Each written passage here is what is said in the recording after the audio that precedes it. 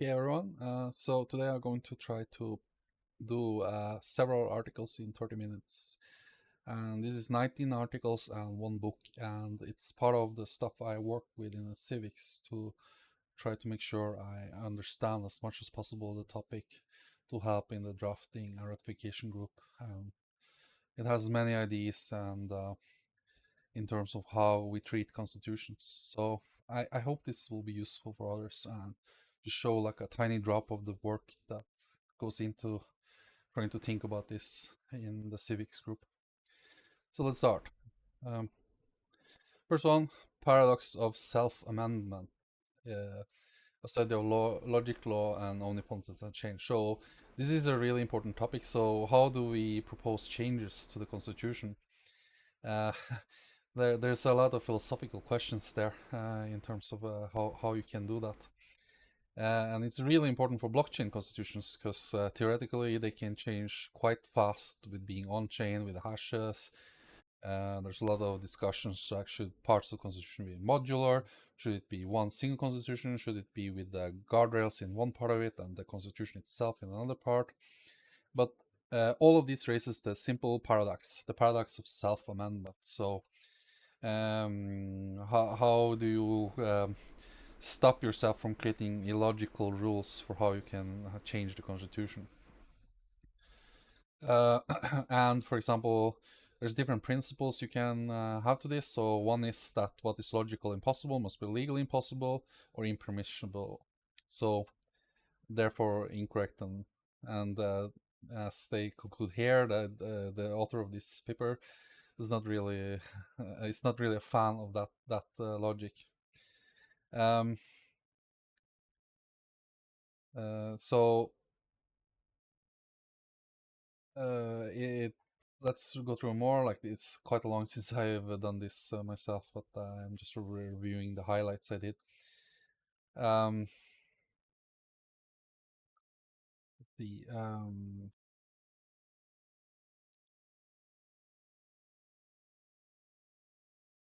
Yeah, so one of these ways is like if there's something omnipotent that you can just decide whatever you want. So the ADA holder has the ultimate choice, and they can rewrite the rules if the rule says you can only change the constitution in under certain conditions, and that doesn't matter because on the blockchain you can just then hard fork and then create another rule set, and yeah, you have the ultimate power. Uh, or being legally omnipotent, basically. Um, then and then there's a question: if you are omnipotent, how do you then handle this problem of being immutable? So there's supposed to be a set of rules and there's like a track of a ledger of how things improve. How can you do that if you're omnipotent and you can change the rules that flip of a switch?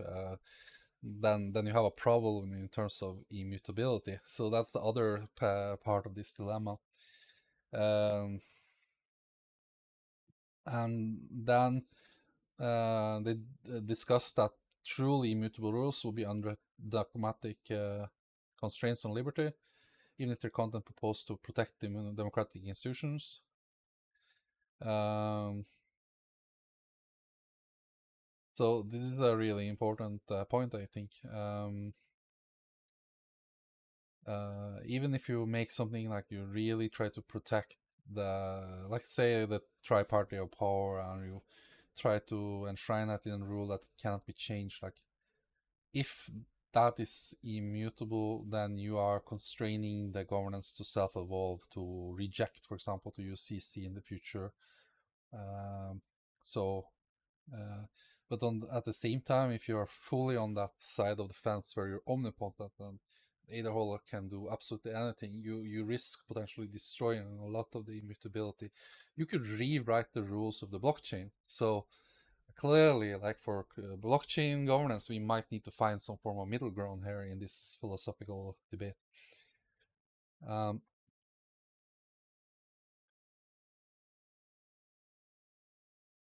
and they discuss like what really is the force behind change, and it could be legal validity.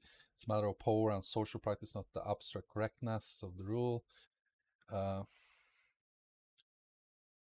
and that it's okay if you do like self-reference and self-application, even if that creates a logical flaw, as long as you have a like a legitimacy through voter and that you find some meaning in this way of doing things. Uh, and then like uh, then there's like all of these like rule sets to try to fix this self-amendment problem, like to make it trans-temporally validated, and yeah, all kinds of like ad hoc solutions. And my general thing about that is ad hoc solution is really usually a bad solution to a problem, because it's like an added on solution to a problem instead of solving the problem from the ground up. And then there's the acceptance model, makes the validity of new rules dependent on the complex of social practices, and in turn they depend on a complex social practice, and it's um,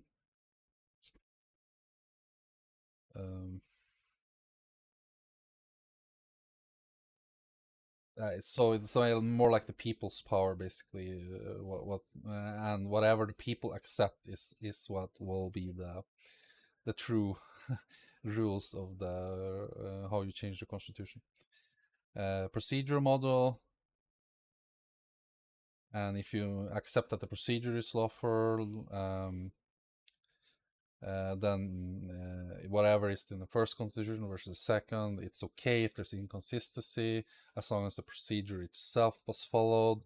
It's like sort of like a healing model in terms of like reconciling logical problems and reconciling differences and errors.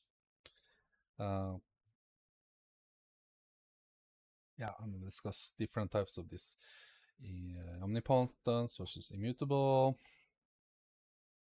And then they have like some tests, like 4 tests of inconsistency, forms of logic, so Denontic test, compliance test.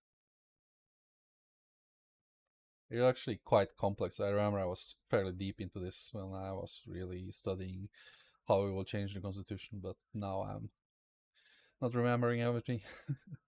um, but again, like the acceptance model. Acceptance models hold that the ultimate rule of recognition is authorized by the acceptance and use of the people and official of the system. And I think it's a nice model. Like in the end of things, like why do we have rules? Why do we have constitutions? Well, it's usually like some form of social rules to unite and make it effective to collaborate together. So rules are ways of collaborating and finding decision-making systems together.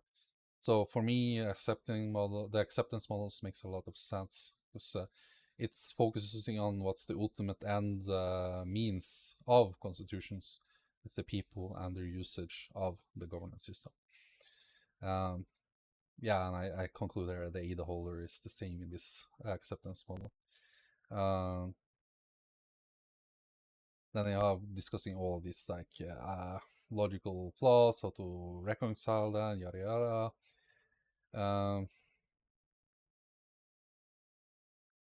Yeah, and they yeah, just reconciling all of these logical flaws. And again, this direct acceptance theory, the second nuanced version of this acceptance theory that the author is a fan of. And basically, they're saying no rule is absolutely immutable. So again, there's no rule that is fixed forever, that cannot be changed. And again, everything comes from the power of the people. And I would relate that to blockchain governance.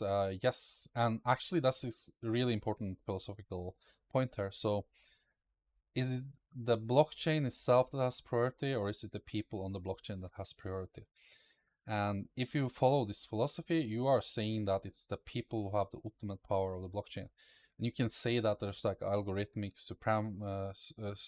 superiority, where the algorithm, let's say guardrail, has superiority in terms of what is in the constitution versus in the guardrail.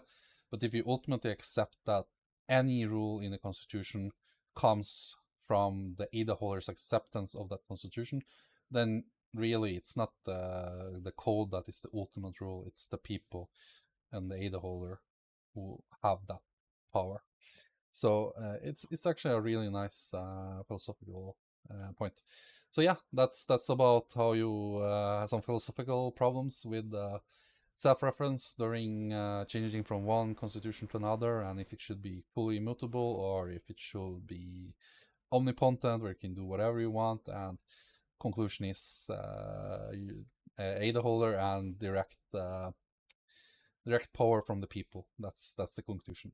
Um, so then we have our reports on blockchain. This was when we were comparing about human rights, and it's really cool. It's looking at how human rights can be implemented through blockchain. Let's see if I had some cool points on that one. Yeah, so for example, in providing identity to refugees, like all of these identity solutions could be huge for that.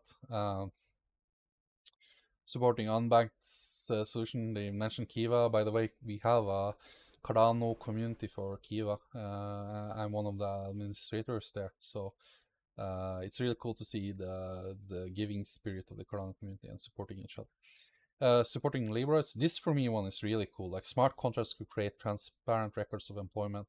So that is such a better contract than what so many people across the world are.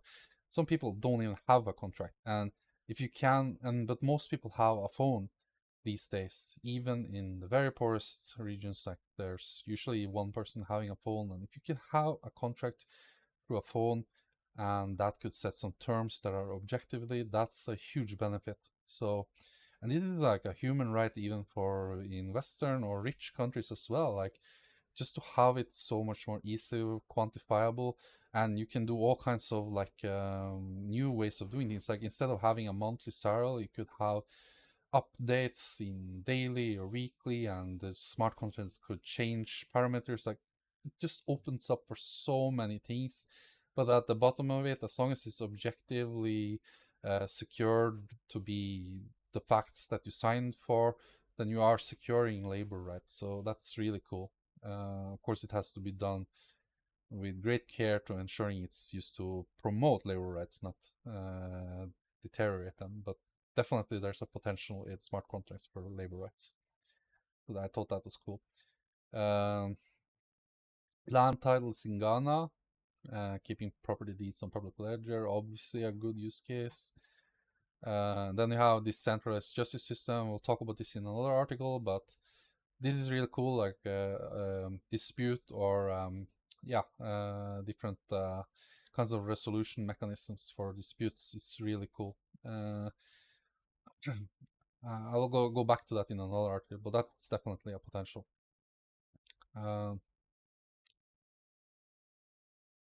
Okay, so compliance in terms of data controller, also a potential.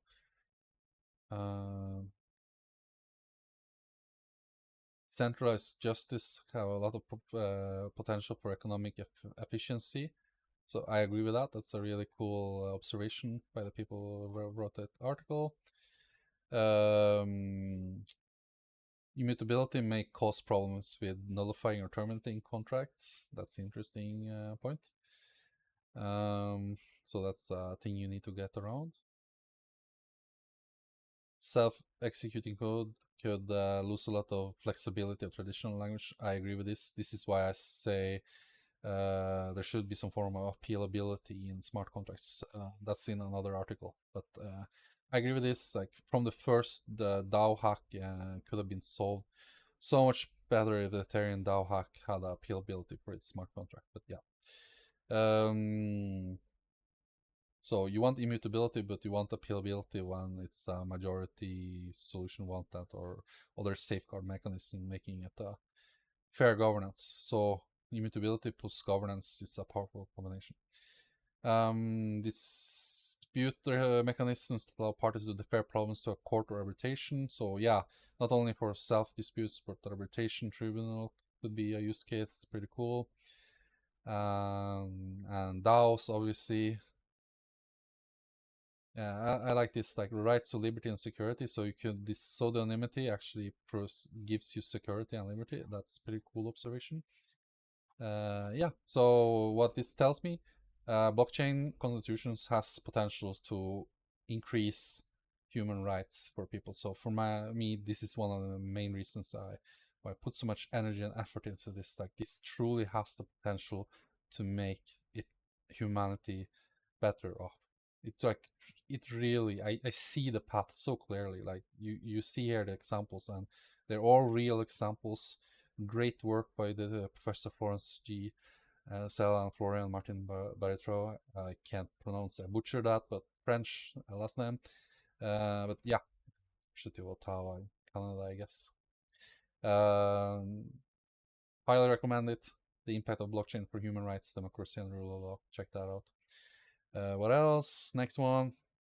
So this was from Agalos. I think this one was really cool. Strategic approach to blockchain decentralization. Let's see if we can do the main points. So yeah, Agalos actually posted today his 11 tenets. So this guy, I really love his work, and he has so many cool thoughts about this. Some of them are conflicting, but all of them are hugely important and gives you a lot to think about. So it's really cool. So one of his main points is like, security via decentralization alone is a bit problematic. You need to have no single points of failure. So decentralization in say number of nodes is not enough. So yeah, this isn't decentralized or not. It's not nuanced enough. And it's not a goal in itself to decentralize. What you want is security, stability, and efficiency sometimes.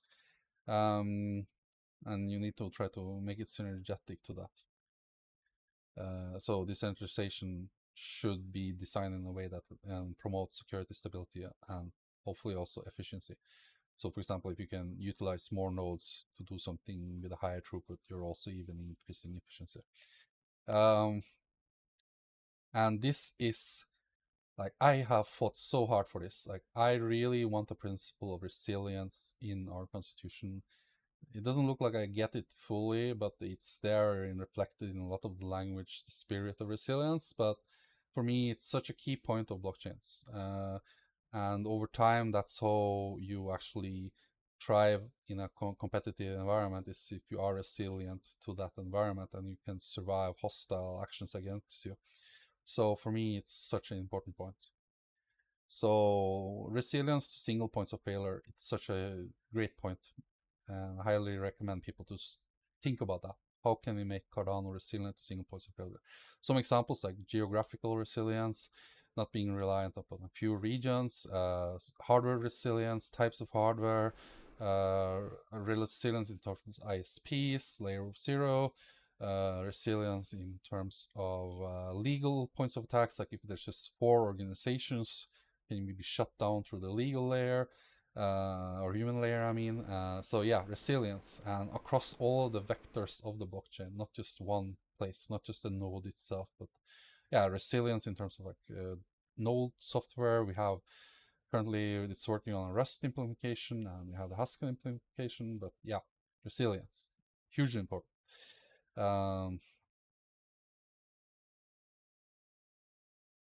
And he calls like decentralized across all layers. So yeah, I really like this, and this is a lot of the governance research. It's looking at the different layers of governance and the layers of blockchains.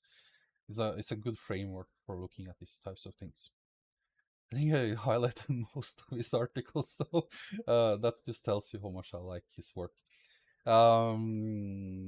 What else is important? Yeah, here you see like the different layers to decentralization, governance, clients, tokenomics, consensus network, software, hardware, and such an important point.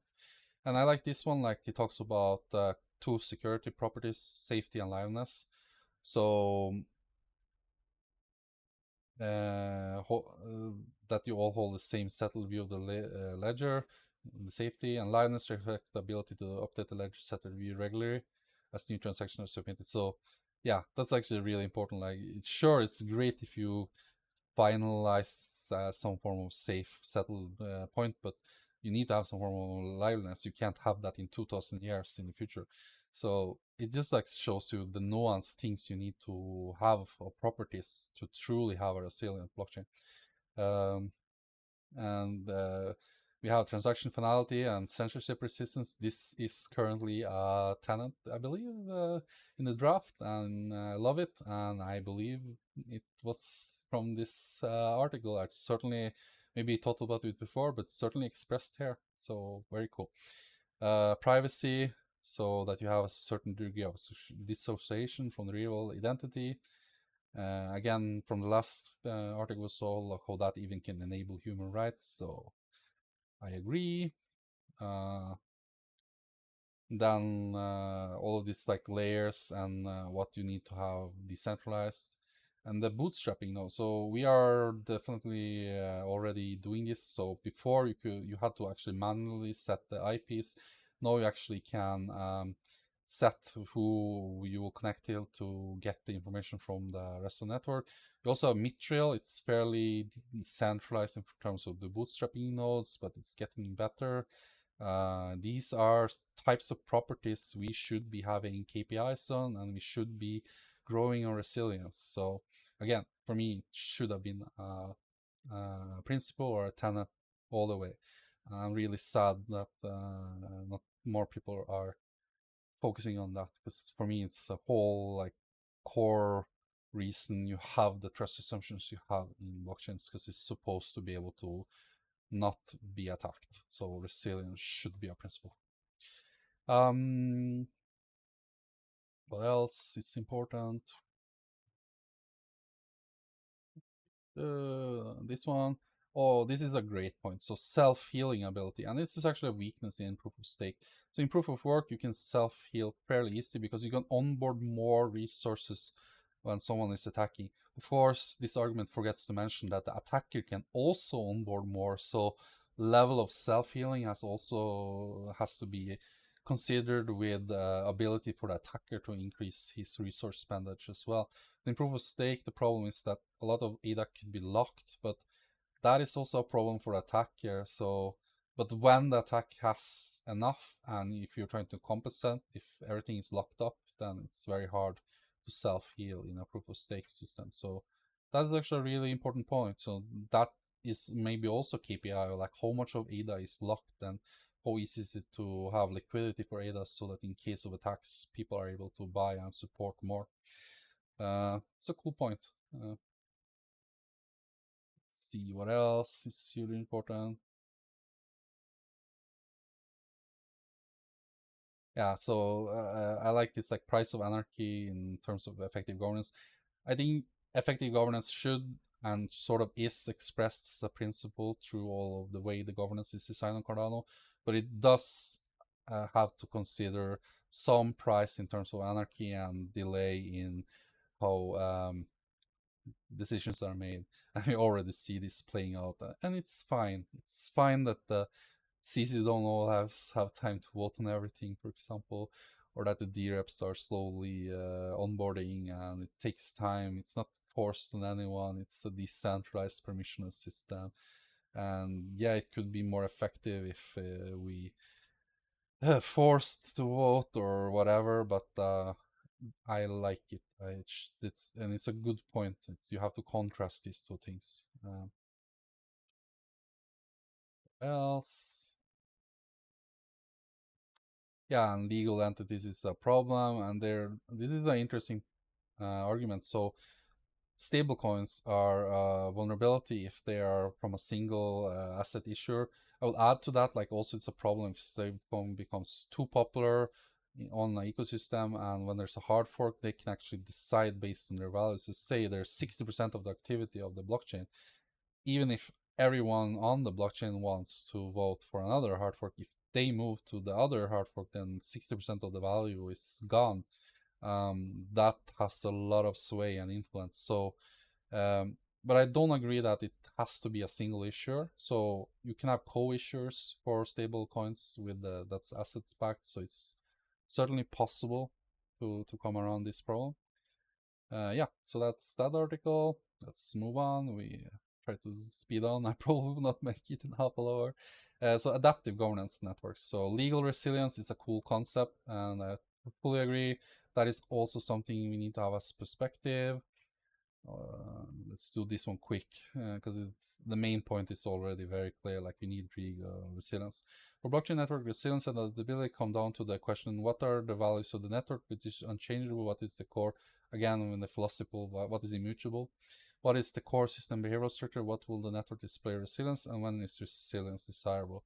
And what are the trade-offs the networks are willing to make over other normative goals of there in order to reach resilience? And guess what? There's a common theme in my readings is resilience, and legal resilience is also important. So you don't want one single membership-based organization that is in turn one legal jurisdictions only. That's the point of attack.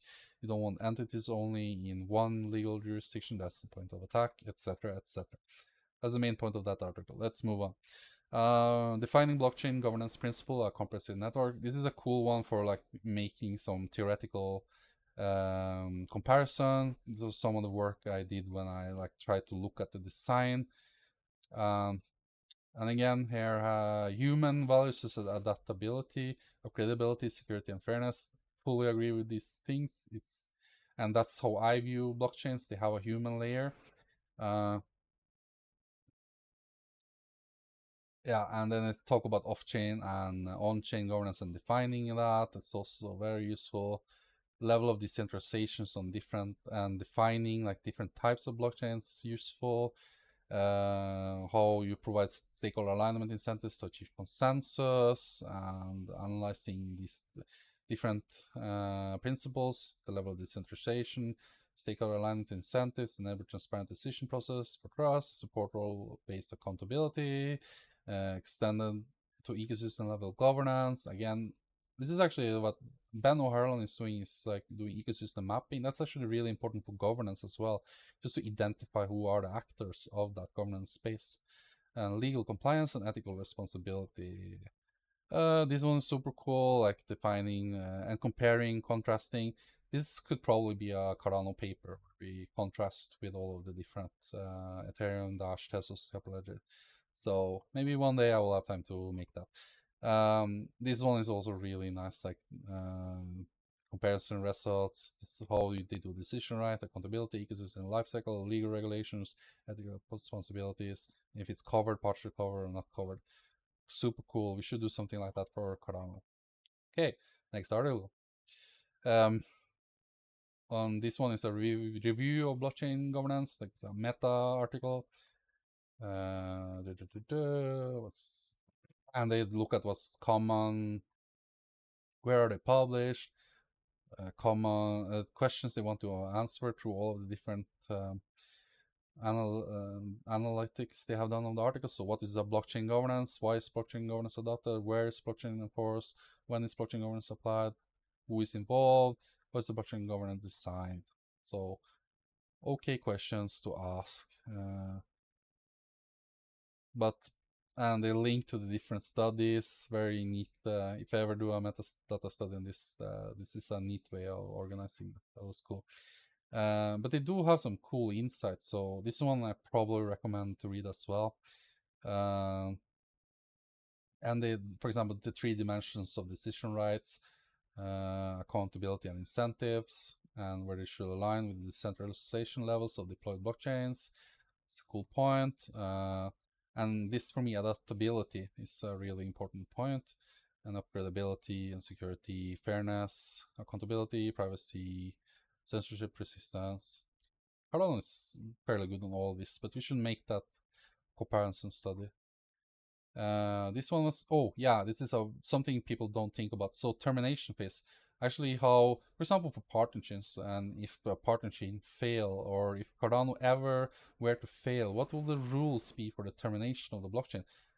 It's a simple thing to think like this will be for eternity, but responsible governance will even have some form of termination phase, and we don't have that currently. So yeah, I think it's an important and cool insight. So one of the reasons they have some small gems in this article.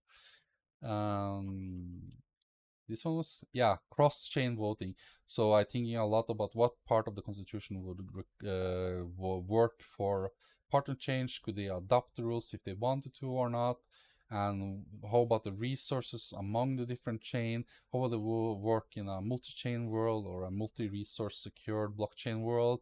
So cross-chain voting, really important topic. I will definitely say I'm not fully taught out on that topic, but it's really important to start to think about that, because clearly that's a place where blockchain space is headed. So that I thought that was a neat one also, like insight-wise. Next one, analyzing decision making and blockchain in blockchain governance. Let's see what's important from this one. Yeah, so Bitcoin, it's the nodes that does the decision making process.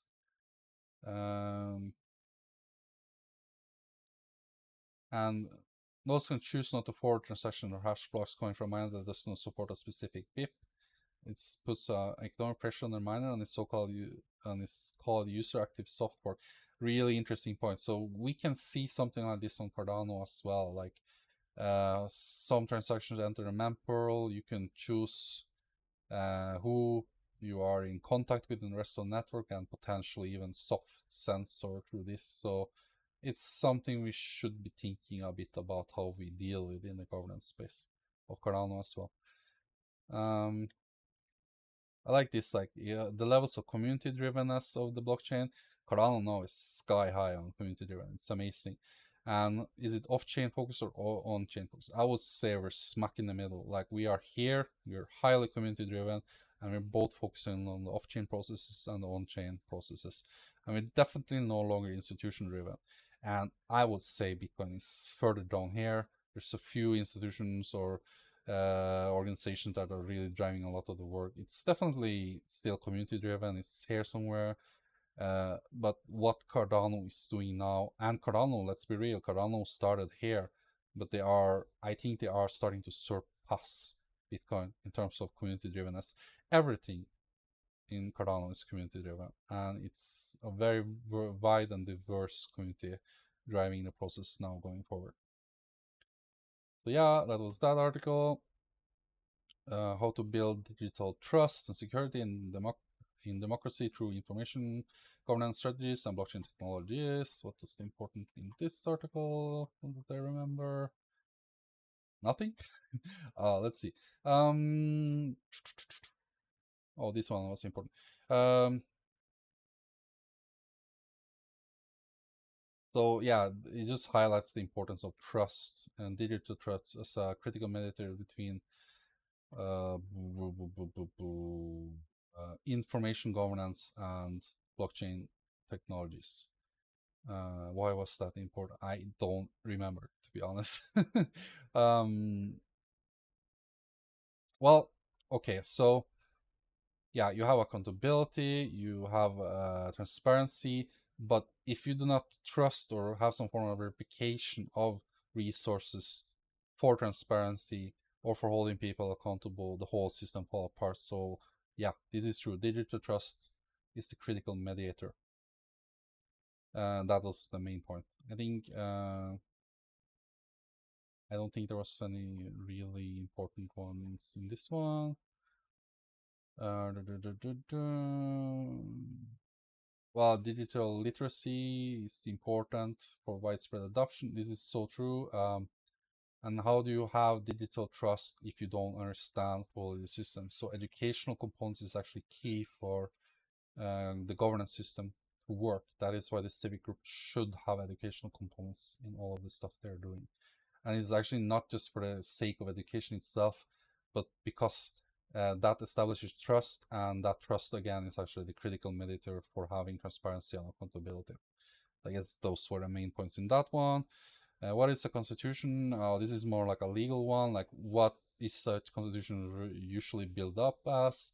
Fundamental legal political rules, binding, concern structure and operation of the institution of government, political principle, and rights of citizens, are widespread, have widespread public legitimacy, so it should be unifying.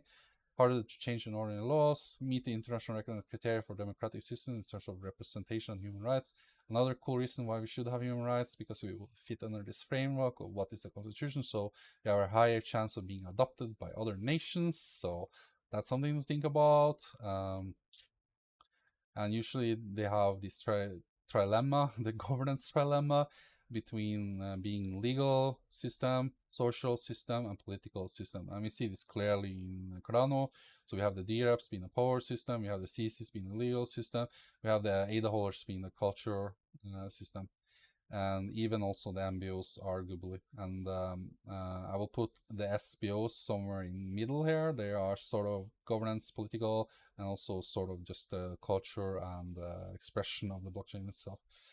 So yeah, that's a cool governance trilemma for you there.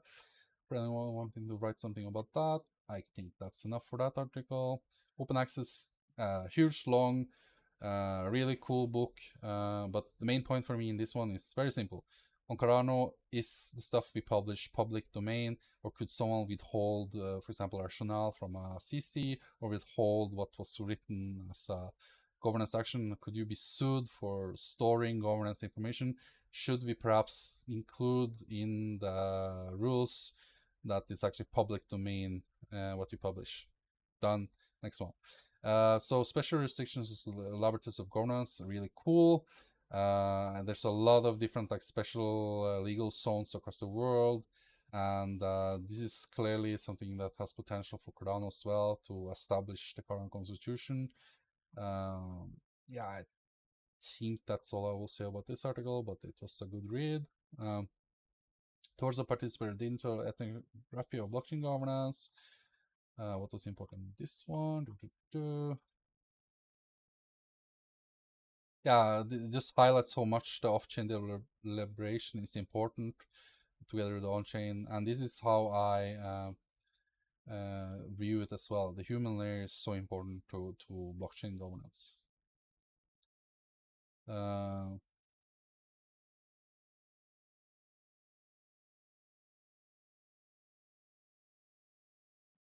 What that was so important? I don't remember. 3 exclamation marks. I really like this. Why? There's a growing awareness within blockchain community that decentralized governance, particularly when tokens are involved, can leave the systems and the constitution vulnerable.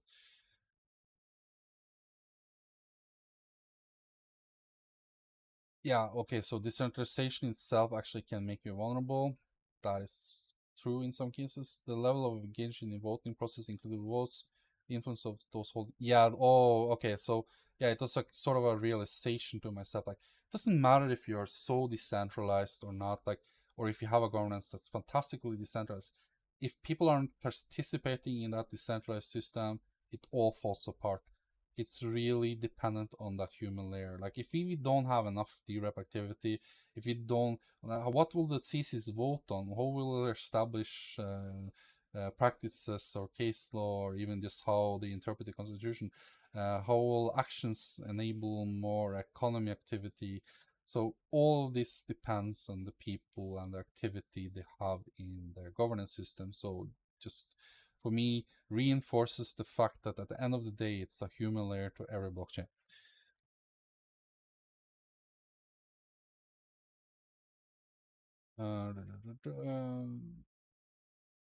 There was anything else I wanted to highlight? No, I think that's enough for that one. Blockchain governance, de facto design. That's important here. They also talk about how we make it compliant with GDPR, EU laws for data.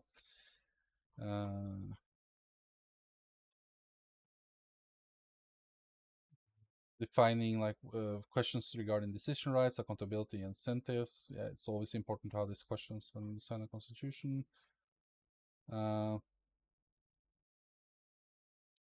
And the why, and all of this should be defined. The why. So the preamble we have currently, I feel we should do more in terms of the why, and when, what, who, where, and how. I like this framework actually for thinking about legal structures. What is temporal and change over time? That's actually a cool cool thing to think about and investigate. Um, and what are you actually storing in governance? Again, like we just talked about, how should something be public domain or not?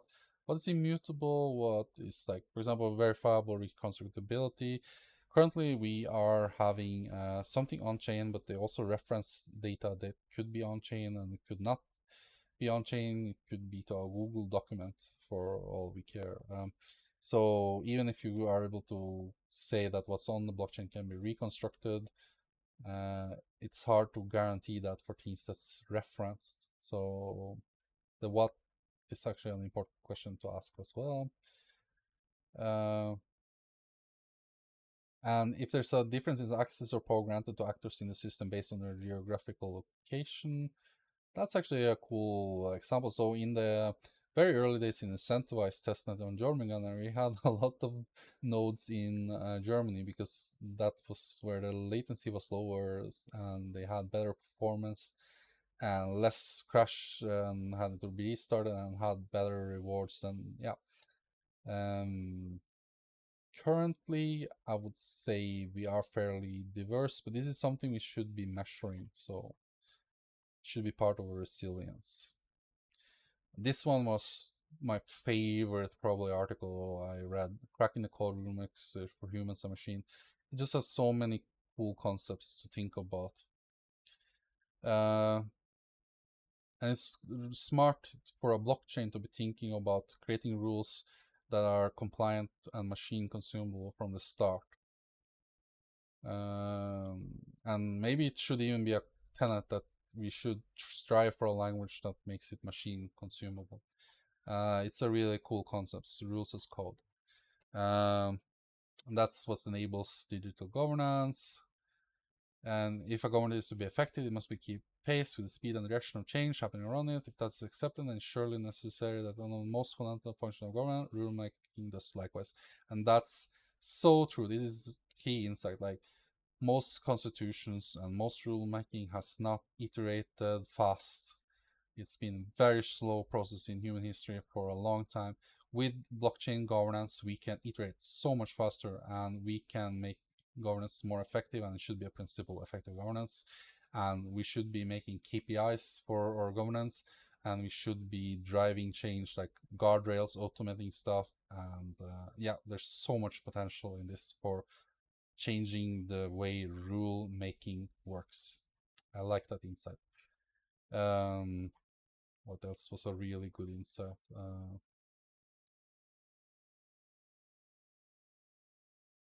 I really recommend people to read this one. Like, the human rights one article, and this one is stuff I will really recommend to read.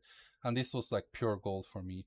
For successful rules of code, you need transparency, traceability, accountability, availability and interoperability, secure governments. But this one was like schmacky.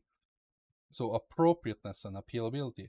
Appropriateness requires that consideration be given to the question if rule of code approach is suitable for a given area or problem. That is something you should be thinking about. Is for example, it appropriate to use a guardrail, or should it be a social code, or is it appropriate and is effective as a rule, as a code, or a guardrail, as we define it on Cardano? Then appealability. In the event of errors or the unfair application of a rule using a machine consumable form, there must also be a mechanism that allows the code version to be corrected and appealed. I discussed this in Builderfest and had a panel, like a session, and among them were Gimbal Labs, and they are going to look at some concept of appealability for smart contracts.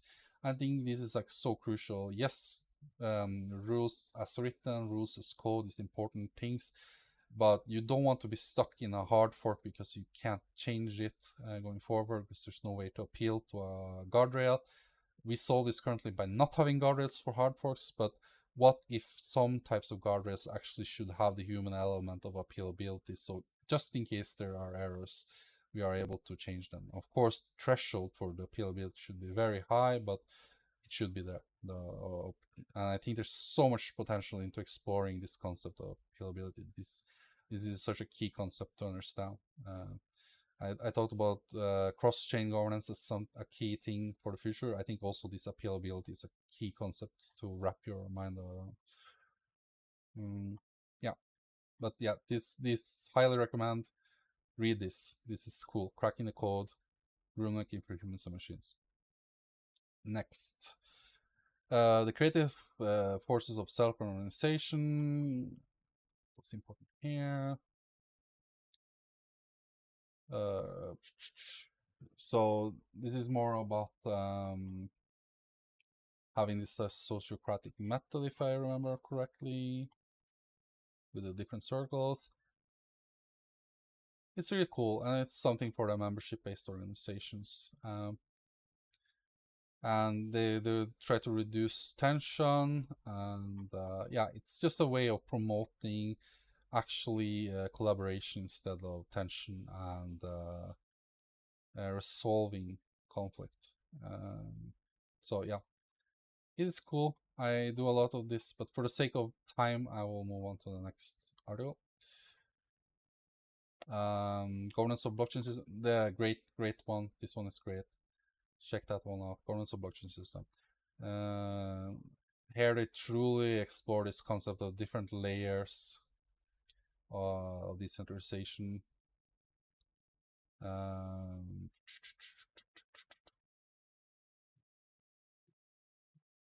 Yeah, protocol layer, blockchain layer, DApp layer, framework of the DApp. It's smart. I recommend this one. Categories, so rules regulating or external to the blockchain itself or inside the blockchain itself. It's also a useful concept. Governance by or governance of. It's very useful framework. Yeah, I recommend reading that one as well. Political, economic, and governance strategies of blockchain users. This was basically, I think it was Ethereum conference. They made a social study. It was nice, but if you're into that stuff, if you want to know how the Denver population like Ethereum, then you can read this one. Decentralized justice, state-of-the-art, recurring criticism, and next generation research topic. So I covered this in another governance video I did just now. Really cool articles, fantastic work, and this one is the Kleos one. There is one main problem I have with this article is that it does not incentivize dissenting voice. It really just tries to incentivize like majority rule. And why is that not good? It's because usually over history of law, a lot of dissenting voices has created new legal theory and new understandings. So dissenting voices are important, and for some things this fits perfectly, but it's nuanced and it causes turn of the commons in some situations. So it's really cool, but look at my video where I go more into this one. Constitution and blockchain. Oh, fantastic. Eric Alson. He's such a good writer in like precise articles. I'm probably influenced by having worked with him a bit, and damn, he have a cool jazz collection. But I really like Eric Alson as a thinker in the legal space and the blockchain space. I have so much respect for him. But for me, like, I drew inspiration from this. So he talks about exit cost and how on blockchains usually there's a low exit cost because you can just move to another blockchain, especially in proof of work. You just change what you're mining. I drew that further. Like, I would like to see low exit cost on Cardano to other partner chains, so that you could, if you don't like the rule sets on Cardano and the Cardano contribution, you could have a low exit cost to a partner chain where there's other rules, and that way we keep the value in the ecosystem while we retain this like all of the nice properties of exit, the low exit cost that Eric Alston really nicely described in this paper. It's a fantastic paper. Check that out as well. Okay, next and last one. Hopefully I push this into half an hour. Maybe I'm a bit more than that, but okay. The boon and the bane of blockchain. Oh, this one was a bit cool. It was about different organizations. So if you're organization psychologists, you will love this article, but for the rest of us, I think they had some insight. We're probably a consortium or a custodian, sort of here somewhere. And the different entities are in the different, we're chiefs, so it's such a centralized one ICC with different councils. SBO's fairly circular in terms of each power. You have a saturation limit, so you have a limit to the power of each, so they're equal. There's game theory and how many of them.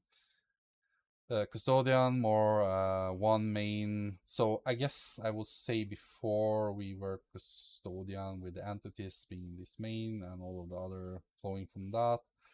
And we're definitely moving to a consortium with all the different MBOs and the power within that MBO not being decided by one entity or one organization, but multiple organizations. So that's where we're moving, and it's a nice article, and they really cool, in a cool way, define and give the examples how these different organizations are. So with that said, that was 19 articles and one book in hopefully not that long time. Thank you.